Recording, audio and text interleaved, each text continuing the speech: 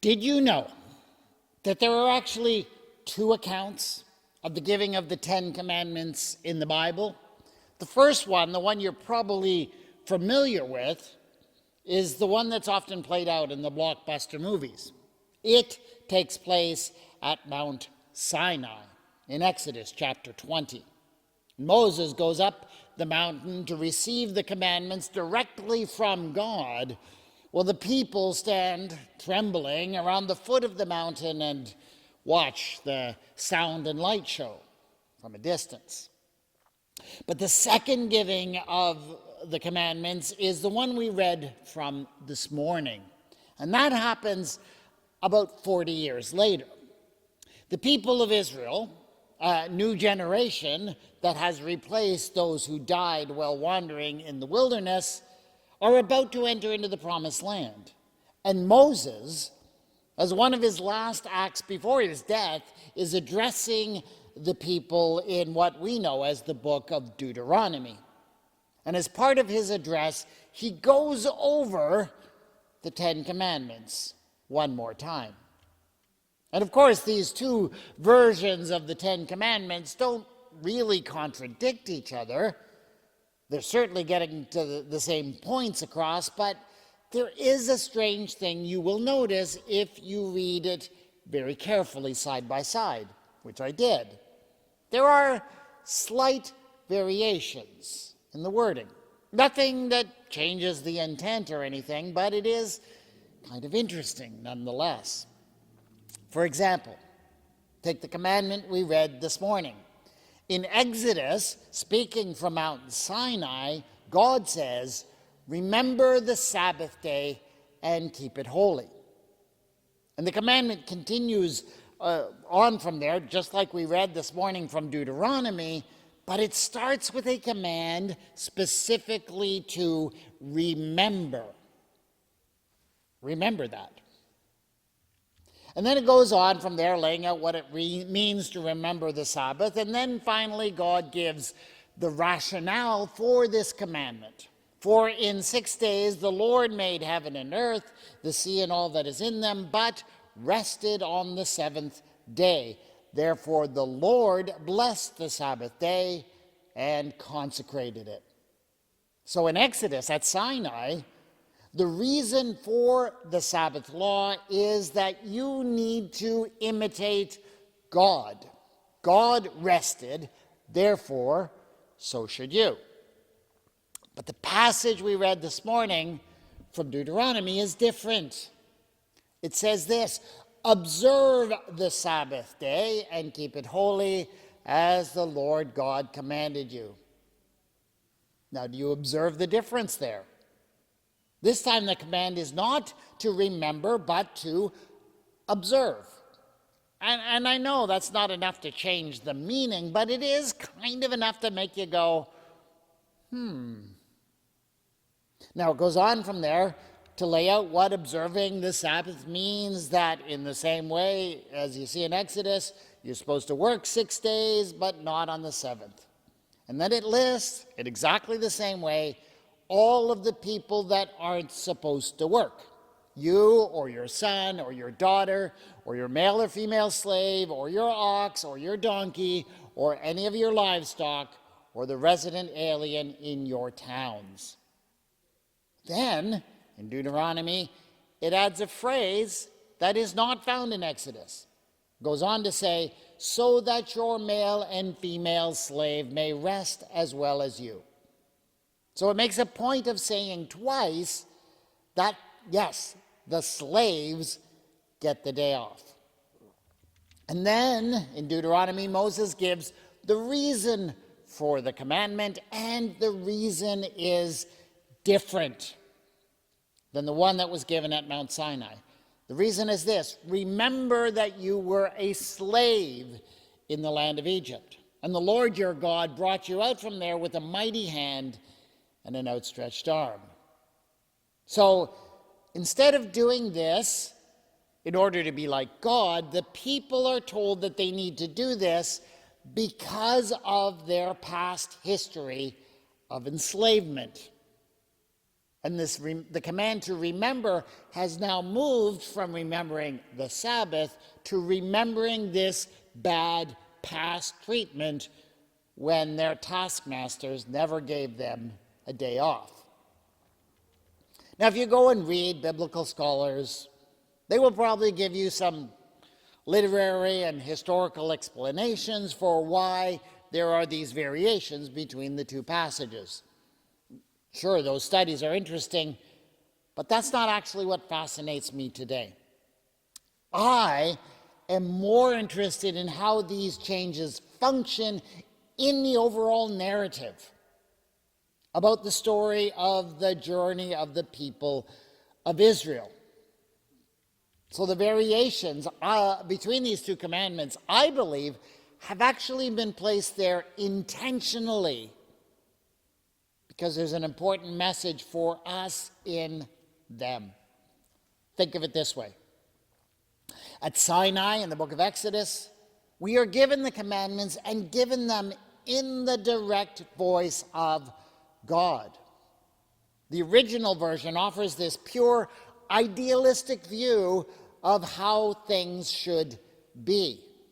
But in Deuteronomy, Moses' restatement of the commandments comes just before the people enter into the promised land where they're supposed to actually live these commandments out. This is where the rubber meets the road. This is where all of the practical issues of living out God's will need to be sorted out. And that's how I understand the subtle rewording of this commandment. And I think there's an important message for us in it. Because here's our problem. It is precisely in the shift from the ideal to the practical that we struggle with the idea of Sabbath rest. I mean, on one level, we all agree, don't we, that rest is a good thing, that everyone deserves a break. Everyone should get time off. We recognize that as human beings, we are not designed to be working and producing 24/7. This is indeed something that has been confirmed by scientific studies. Human bodies break down on a biological level, on a mental health level, when we go without breaks and without rest. And when you try to overcome that biological design by pushing yourself to work beyond what you are designed for, not only will you suffer for that, but you will also find that your work suffers from poor quality as well. So no one can really argue against the idea of Sabbath rest. We were designed for it. And that's the way the commandment is presented in the book of Exodus. There, the reason why we must remember the Sabbath is because that's the way the world was created. God rested on the seventh day of creation, which means that all creation was designed with the necessity for rest in mind. That is why scientific studies on the nature of human beings find that rest is necessary for us. God designed us that way. Whether you believe in God or not, everyone accepts this idea. That's how we are designed. So we do not really have issues with the idea of Sabbath rest on the level of ideology. But man, do we have issues when it comes to practicalities. Can I tell you my own struggles with actually writing this sermon?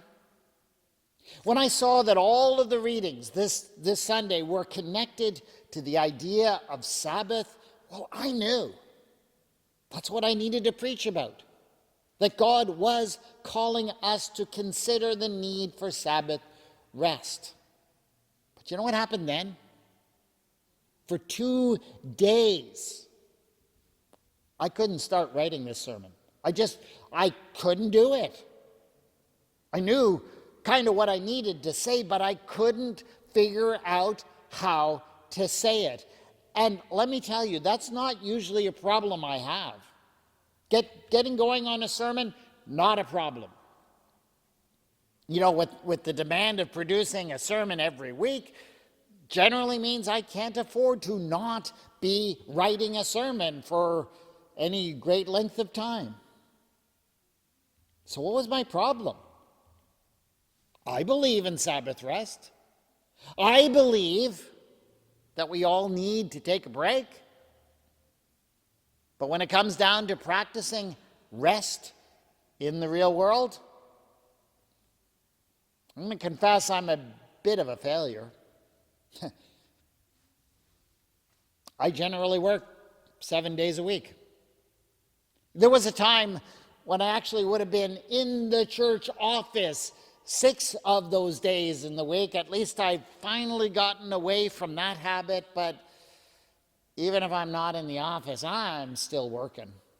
All of those days, wherever I may be. And if you were to challenge me on that, if you were to challenge me on my work schedule, which you probably should, I would answer, and I would say, yeah, I know that God did not design me to work without taking days off. But given all the things I need to get done in a week, the practicality of the situation kind of demands it. When the rubber meets the road, it's not practical for me to stop working. There's just too much to be done. That's our problem with Sabbath. Not the idea of it, but the practice of it. And I am sure I'm far from unusual in this. Each one of us have these times when we let the busyness of our work control our lives because of practical demands. That's one big reason why the whole idea of Sabbath breaks down when it encounters the real world. We make too many exceptions for ourselves because of the practicalities of real life. And then, of course, there's the question of how we treat others. Because I have known many Christians who have a very firm understanding of the practice of Sunday as a Sabbath. They will insist that they, yes, always refuse to work at their job on Sunday. They go to churches where somebody preaches regularly about the importance of keeping Sunday as a Sabbath. But what they might fail to recognize is that given the society we live in, actually only a privileged few can do that. Our society is not set up like the ancient agrarian society of Israel. And as much as we might rail against all of the things that are open or active on a Sunday, the very structure of our society and our economy demands that things stay open. And lots of people simply cannot opt out of that. And it would be one thing if Christians who have the privilege to opt out of working on Sundays did that personally as a sign to society that things could be different. I could get behind something like that. That's not often what I see. No, I see Christians who go to church on Sunday morning and are all smug about how they don't work on Sunday. Then as soon as the service is over, they run to a nearby restaurant where they expect to be waited on hand and foot and are maybe not even very charitable towards those who serve them. It's Sabbath for me, but not for the ones who have to take care of me. And unfortunately, that is an attitude I have encountered among some Christians. And I'm not speaking about present company in particular, but I have seen it among some Christians. And so, Moses addresses the people just as they are about to leave the ideal time of the wilderness, a time where God provided for their needs directly. And they're about to enter into the real world, the promised land where everything will only be provided through their own work and labor. And Moses knows they will be particularly tested on how to keep that Sabbath law in that new reality. And so what does he do? He tweaks the commandment just a little bit to help them meet the new challenge. So, you know what? Maybe it's not going to be enough to merely remember the Sabbath when they are in the promised land. Life in the real world requires more. And so Moses calls them to observe the Sabbath. And observe means the same thing in Hebrew as that English word. It means to watch. It means to keep an eye on it, because if you don't, the demands of practical life will keep creeping up on you, and you will never rest. I find, personally, that the practice of Sabbath requires that I keep a watch on myself. Because here's the truth. I often feel that I must do things that may not always be necessary. The things I do are sometimes based on unrealistic expectations that other people put on me or that I put on myself. I know I do that in my work. I place expectations on myself of things I need to do before I consider my work to be done. And sure, some of those expectations are good. But I'll tell you something. Others are more about me trying to control things that I maybe don't need to control. It's about me refusing to trust in God for an outcome and feeling that I have to control every step in the process. And I bet you all do that in certain areas of your life. But you'll never know that if you do not observe yourself, if you do not carefully evaluate the choices you make. So life in the real world may require that you do more than just remember the Sabbath. It requires you to observe it. And then we get to the part where Moses revises this Sabbath commandment for the new challenges that are coming in terms of the reason for the commandment. So now we no longer see an appeal to creation and to the nature of God. Instead, Moses tells the people that the reason for the command is something rooted not in God, but in the human condition.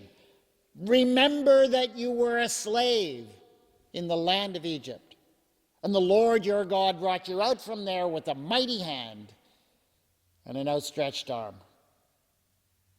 You see, the biggest reason for why we need to watch that we keep the Sabbath is because of this human tendency to exploit the labor of others. We must remember that. And because we remember it, we must watch to make sure that it doesn't happen. That's what Moses is saying. It's never enough to just enjoy the privilege you may have to rest if you're not extending that to others.